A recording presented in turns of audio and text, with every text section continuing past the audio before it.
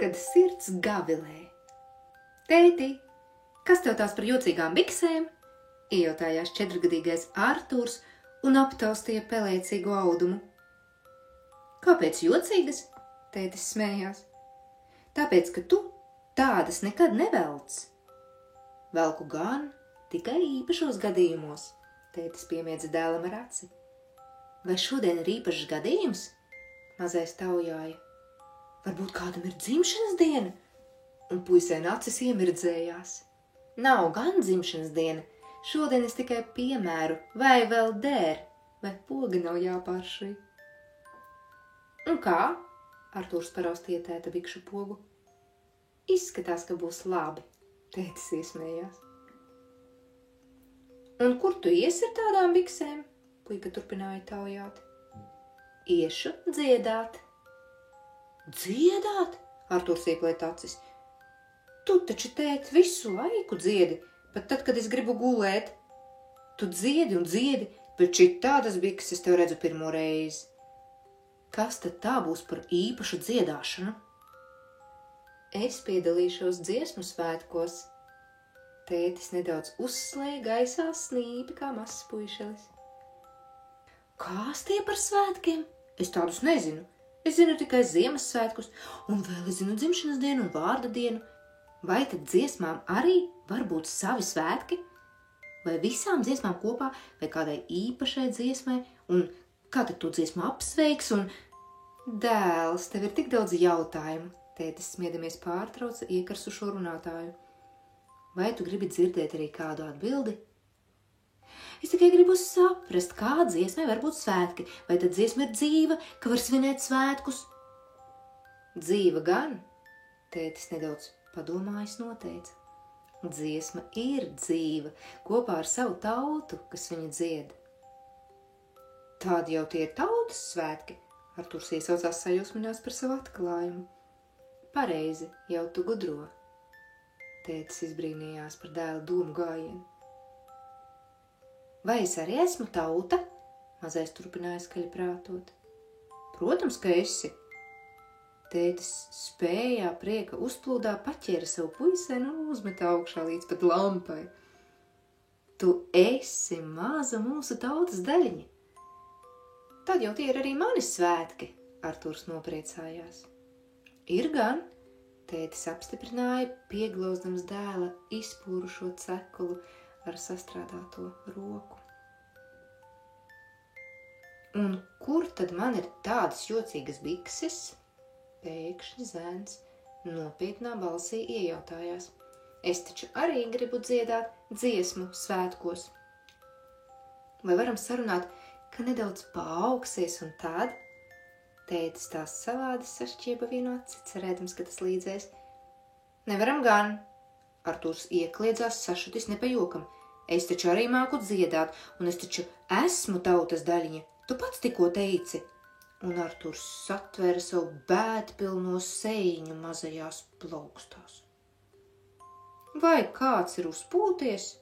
Istabā ienāca mamma kaut ko slēpdama aiz muguras. Jā, tētis mani negrib ņemt līdzi uz dziesmu svētkiem. Puisēns pacēla acis, kurās rotājās 2 lielas asaru lāses. Tu jau uzpūties, un mēs nedabūjām izrunāties līdz galam.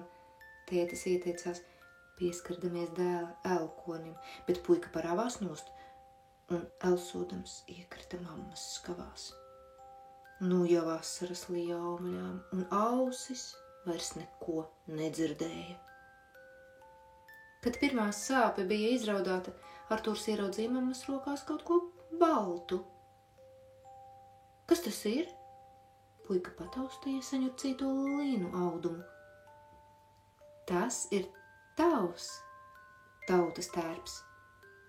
Mamma noteica, noslēpumaini smaidīdama.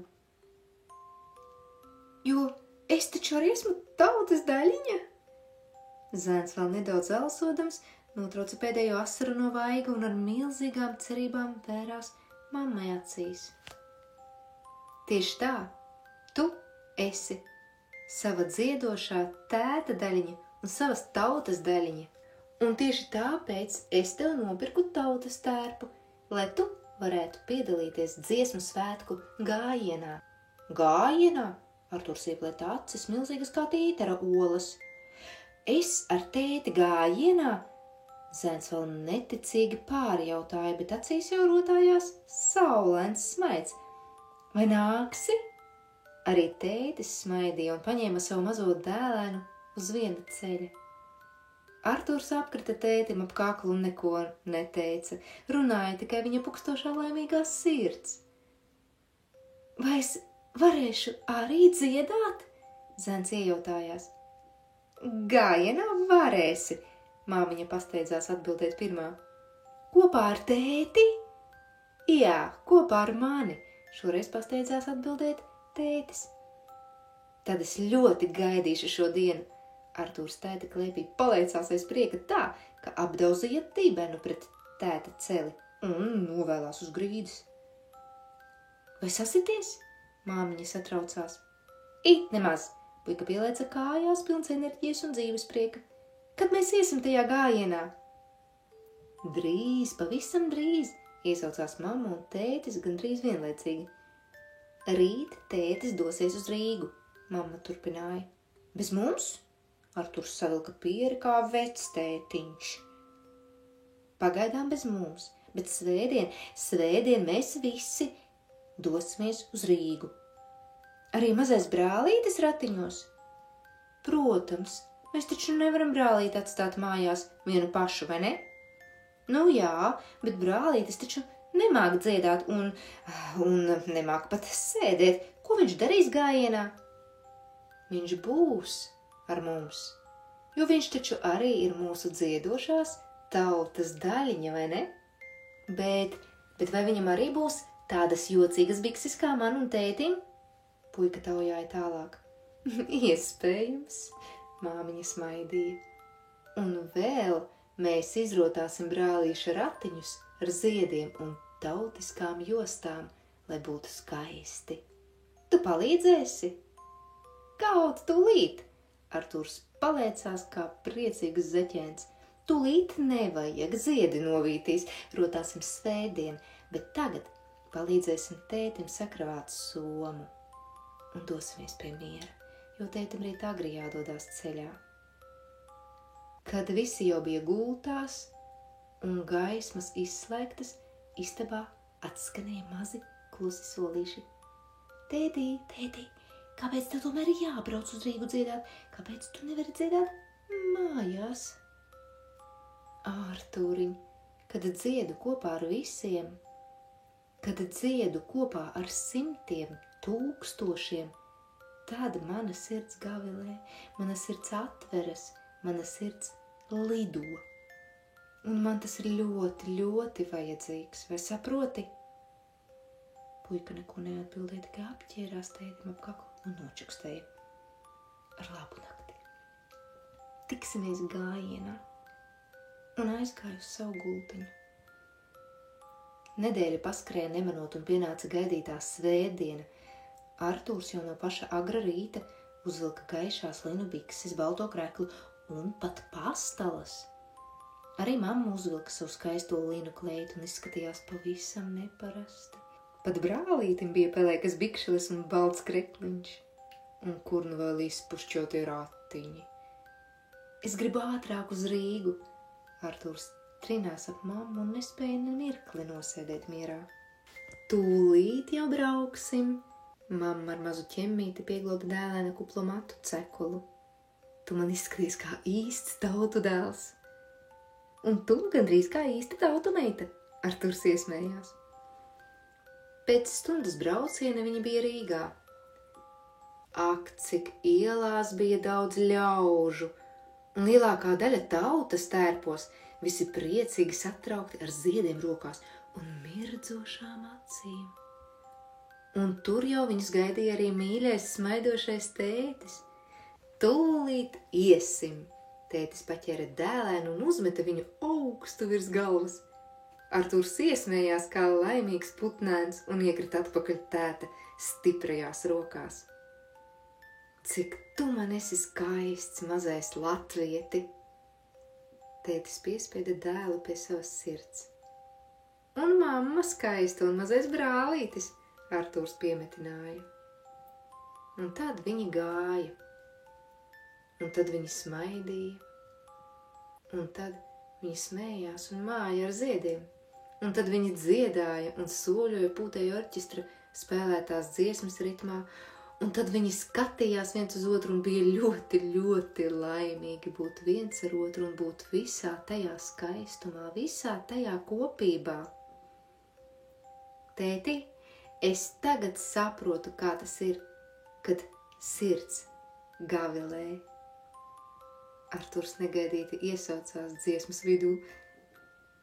Tas ir tā, ka gribas dziedāt un nevar nedziedāt. Jā, dēls, tas ir tieši tā. Tētis silti pasmaidīja un uzcēla savu puisēnu uz pleciem. Un viņi dziedāja kopā ar tautu. Bēdu manu lielu bēdu, es par bēdu nebēdāju.